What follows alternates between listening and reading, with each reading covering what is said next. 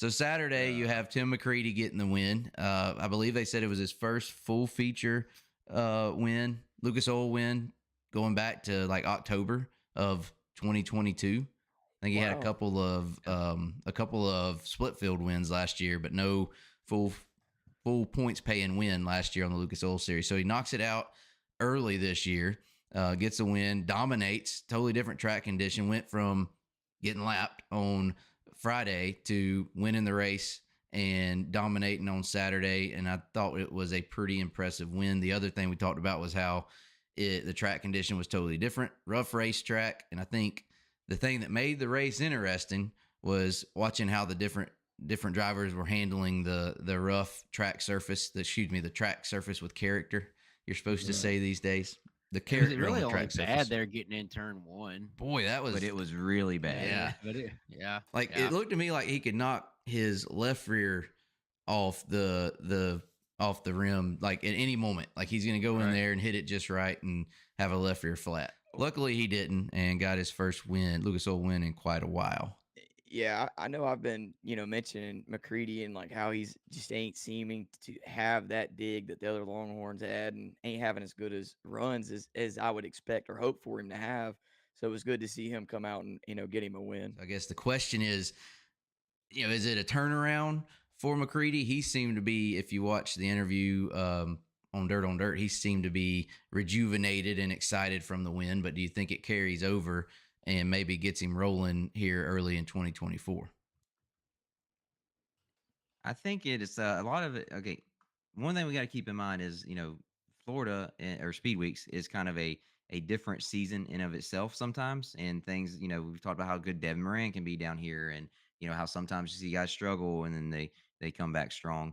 So sometimes we overreact to things that happen in Florida, especially when it's just one race.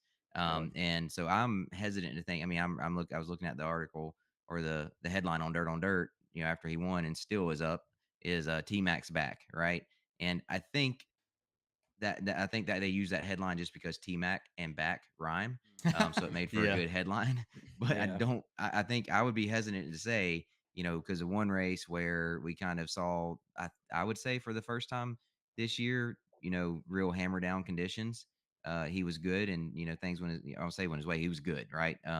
Dominated the night, but I would be hesitant to say he's actually back to what we expect from T-Mac. Just kind of like I said, I would wait a little while and see how he does at East Bay before saying that. Jesse, you mentioned how it seemed like I think the term you used was they were missing. They just weren't getting the dig they needed, right? Tim McCreadie. Well, it worries me a little bit because you didn't have to look very hard for digs Saturday night. You know what I'm saying? Plenty, right. So maybe it's situational. The track had grip and he was able to shine. Just to go over, so here's his Volusia. He was 5th and 15th. Golden Isles, he was 20th and 26th. I'm assuming something must have happened there. Saturday I wasn't watching. And then Bubba 6th and 8th, and then 14th, and finally 1st. His second top 5 of Speedweeks, first in Lucas Oil action of the year there with his win on Saturday. You don't want to say, man, it could have been a fluke, you know what I mean? But it's hard to say, yeah, he's back without seeing more from him. I know I think all had him in our top when we went through and picked the Lucas Oil champion and how everybody was going to perform. I think, didn't we all 4 have him in our top 4 going into the Chase deal? I think so, yeah. Was anybody starting to rethink that before Saturday, or still maybe even?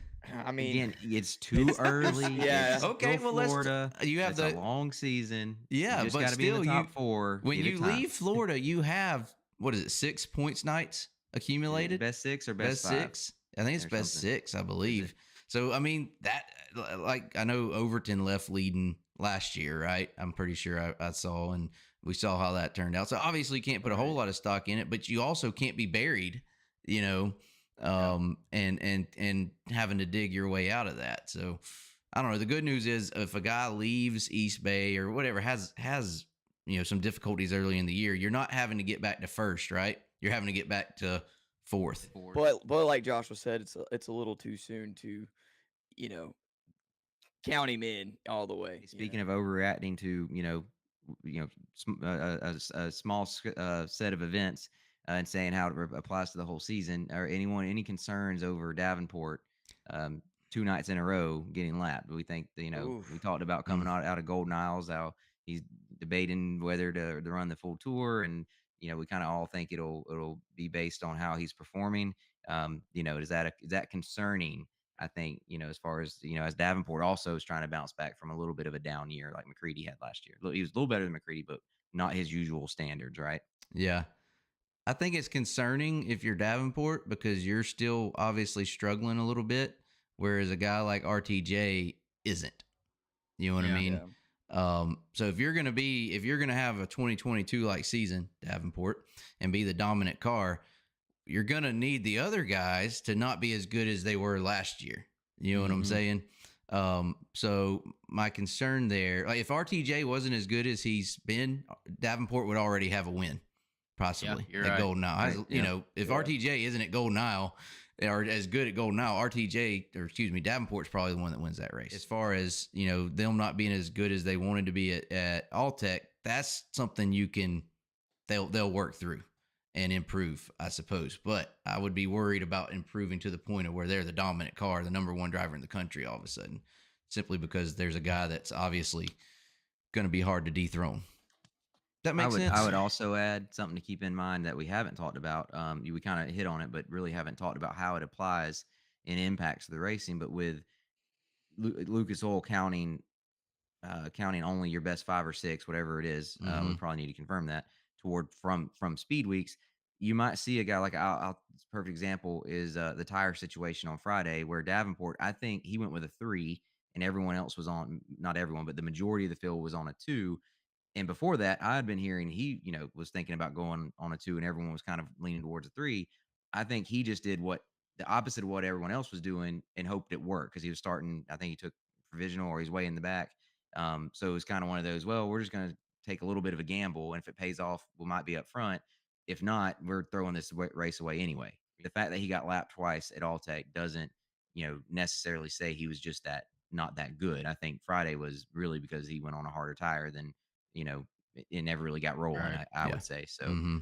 Although I will say, I don't know if there was anything to this or not. But Saturday, I felt like when McCreadie got to Davenport, he wanted to lap him. I don't know if anyone else was watching that, but because I was like, it was late. It was. He didn't have to press the issue there. And it's like, he kind of put a short slider on him. That was like, oh boy. We'll say right now you got RTJ's leading the points, O'Neill second, Moran third, Davenport fourth, Shepard fifth, Tim McCreadie and Dalton Wilson are tied for sixth. I would just, wrapping up our thoughts about McCreadie and Davenport, McCreadie's going to have to, I feel like, continue a little bit. Hopefully it's not a fluke. You don't want it to be a one race deal and then he's back to, struggling trying to get to the top 10. Hopefully he's got something figured out, turns it around. Maybe like, remember Owens going to Volusia at Speedweeks in 2020, wins a couple races and then goes on and all of a sudden he's the dominant car. You know? Yeah, you could see that with McCreadie. No doubt. A lot to be determined there. And then Davenport, obviously, I think it's just one weekend of not performing well. Wouldn't overreact to that.